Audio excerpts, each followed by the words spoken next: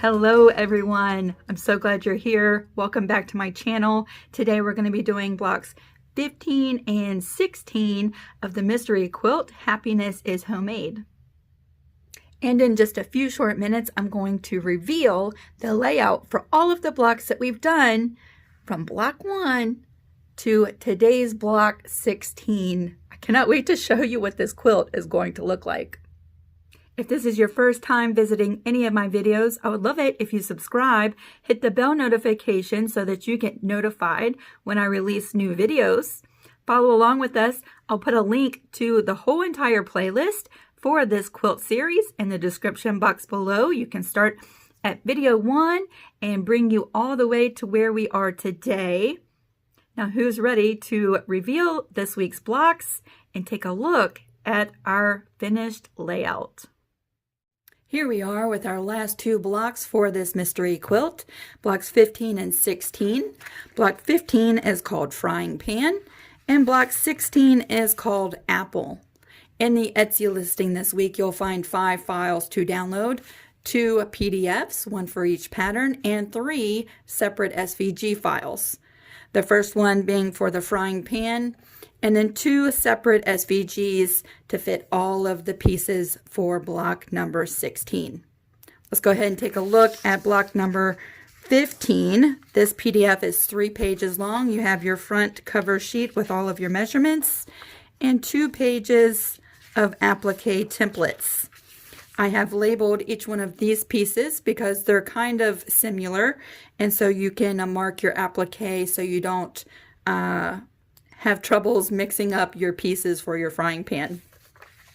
They are mirror imaged and ready to go. And then we have block number 16. The last page of block number 16 we're going to see here in just a minute, but that reveals the long-awaited layout for all of our blocks. So this is, let's see, 1, 2, 3, 4, 5,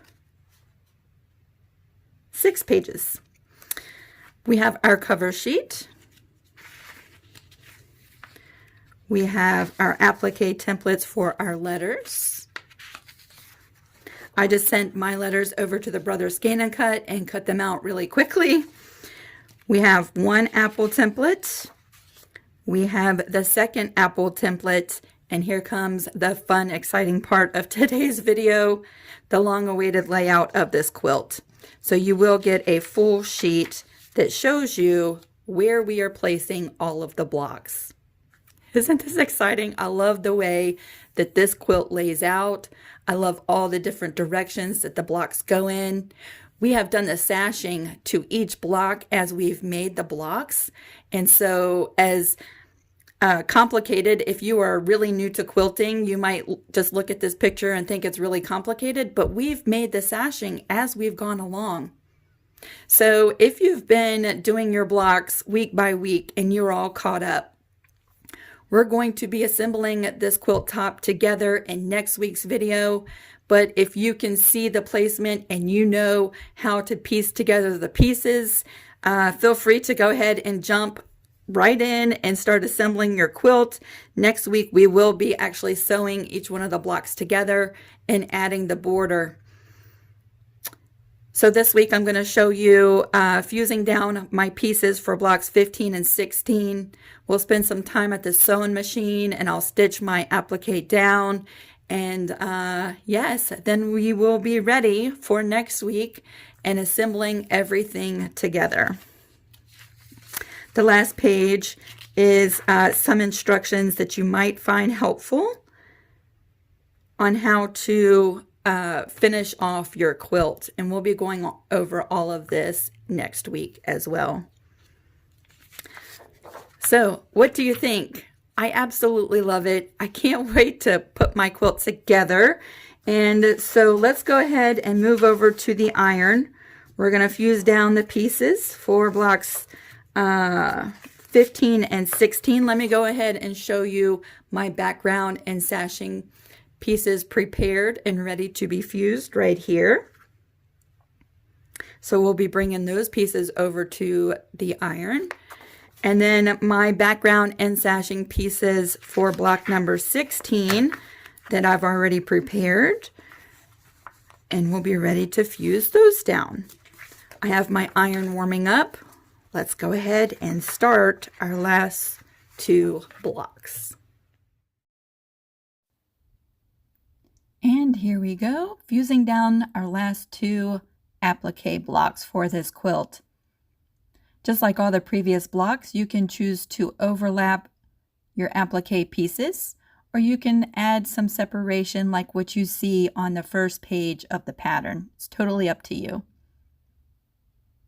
I'm going to fuse down my pieces as I go along. I just find that sometimes it's a lot easier to do that.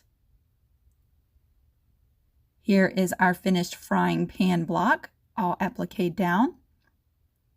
Now we'll move over to block 16, the apple block.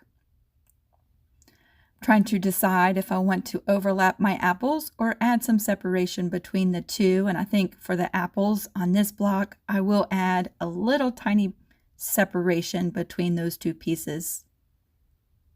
Then we'll arrange all of the letters. And then you'll notice on the pattern there's 2 little small tips of the stems. You can choose if you want to add those little tiny bits or leave them off. Here's one and here's the other. Now we're ready to go and take these over to the sewing machine.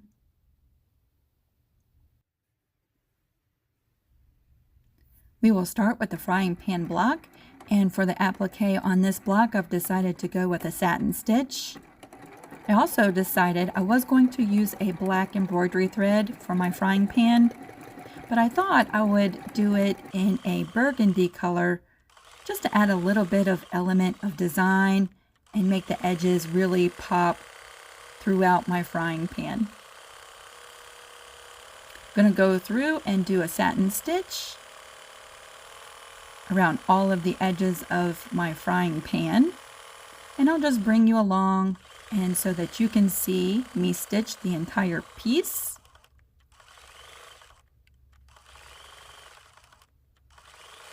By now you should be really good at doing a satin stitch if you've used the satin stitch on all of your previous blocks.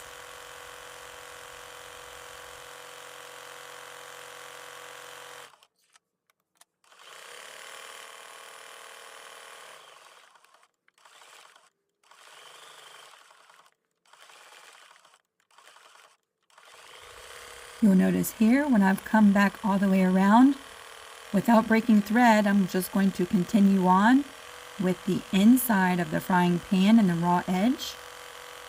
Doing this part because I've overlapped my applique will actually stitch the black part of applique and the gray center part of my pan all at the same time.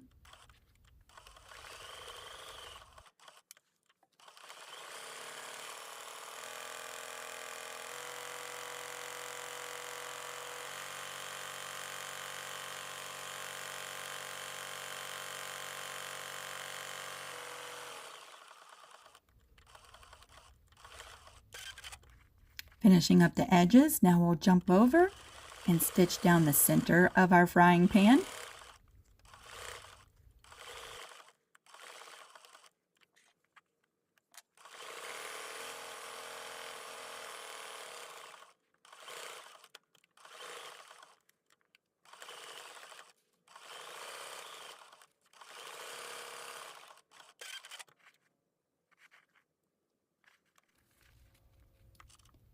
And now we can begin sewing down our handle. I'll start at the very tip of the gray part of the applique, work my way around, and just continue to finish off the burgundy piece of the handle.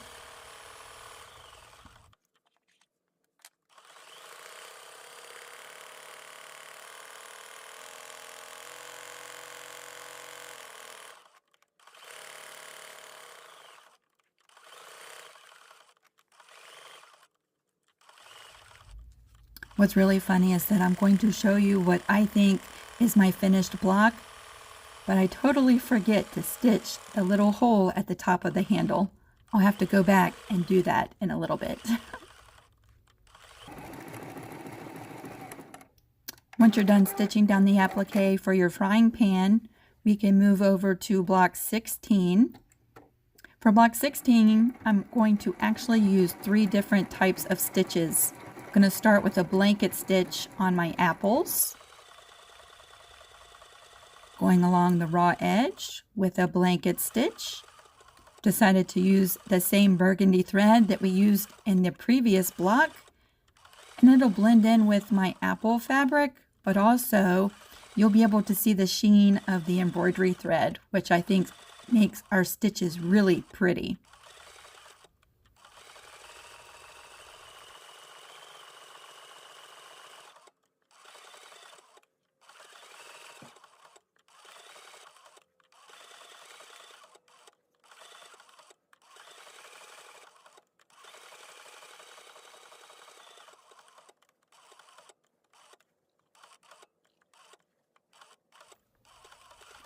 Going around this next section with a blanket stitch is probably the most difficult part of this whole block.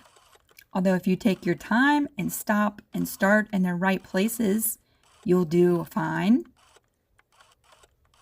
I'll finish up sewing down this apple applique with you.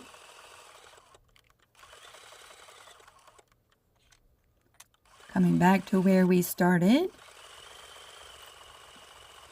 And then I'm going to use the same blanket stitch for the other apple as well, and I'll do that one off camera to save some time. Switching our stitches now and my embroidery thread over to a green thread, I'm going to use a satin stitch on my leaf, and we will sew that applique down.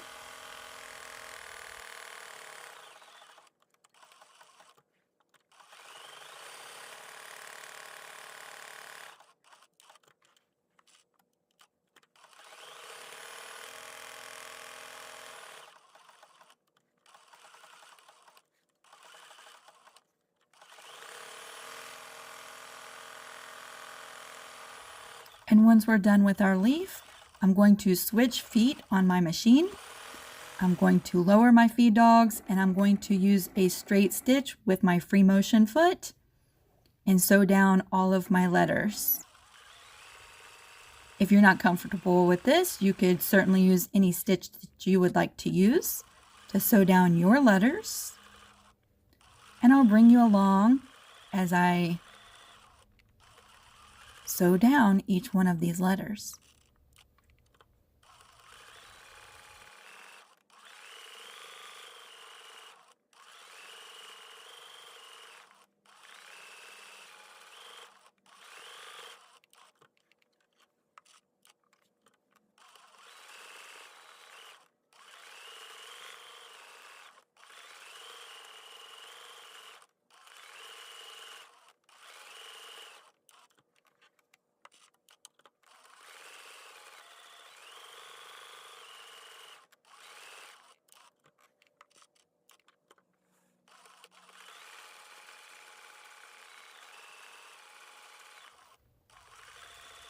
Switching from the green fabric up to the gold fabric, I will be changing the color of my top thread so that it just blends right into the fabric.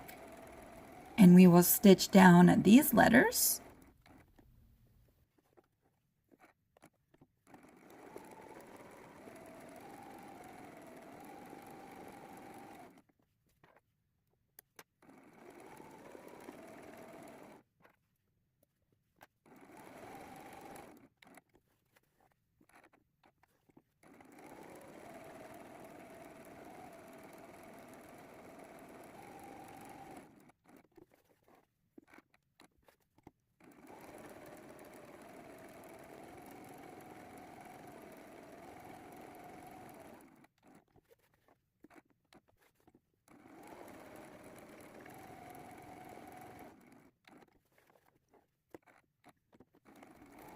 And then switching our top thread one more time, I'm going to change to a light brown, and I will stitch down my letter A. And once I'm done with that, I will go down and stitch down our 2 stems.